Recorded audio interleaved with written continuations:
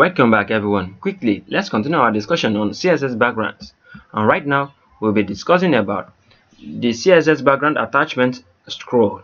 So the scroll value in the CSS background attachment property, the background attachment property specifies whether the background image should scroll or fixed. But right now, if you specify scroll inside your background attachment property, the document will scroll with the rest of the page. So I'm going to show you what really happened there.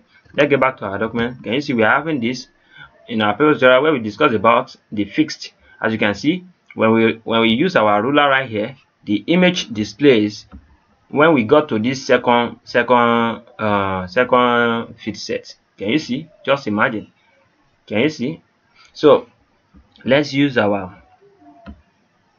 you can check our previous tutorial where I discussed about the fixed value.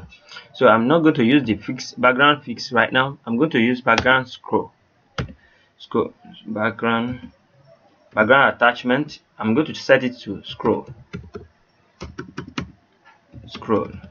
so you can be able to see the fun that is going to happen. Let's reload our document now. Let's do something. Can you see when we are trying to drag our document? Can you see? I reload my document. As you can see, when I reload it, when I'm trying to drag the document, the background is still reflecting inside our element right here, but it's never scroll. It's not fixed like the other one we did. Let's say for instance now, definitely by default, the background attachment property is having value of scroll by default. This is the default value. So now let's comment this out now and reload our document. Can you see? Exactly the same thing we are having when we specify the scroll value. So definitely what we say now, let's change this fit set to, let's change it to body. Let's give our image to our background to the body. Now we have specified body. Let's reload. Now we are having it in the body. Let's try to scroll. Can you see when we scroll the ruler, the image is growing, is entering, is hidden already. Can you see?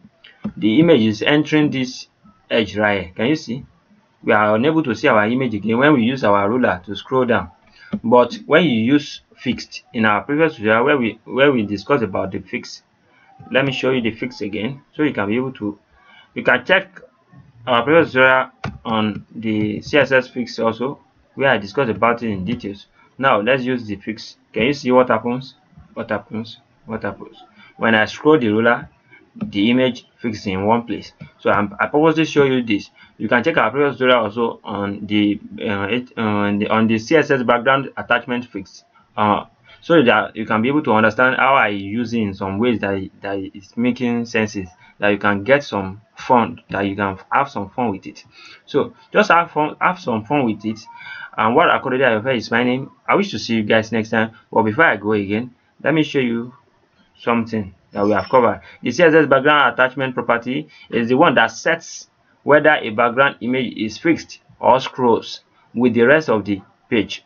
So I've discussed about the fix and I've discussed about the scroll. This CSS background attachment property is still having more property that we are going to discuss about in the future. It's still having more values than the, it's not only having the fix and the scroll, it's still having more values. But in the future we are still going to be discussing about it. But this one I'm telling you right now is the one you can take and use it in your document right now because it's so useful. It's the one that most people always use the most. Those values, fix and scroll, is very useful for many people. So just try to blend in, try to understand it. Check our CSS background attachment playlist and check our CSS background playlist to be able to follow along. And what akorede ayofe is my name. I wish to see you guys next time. To the next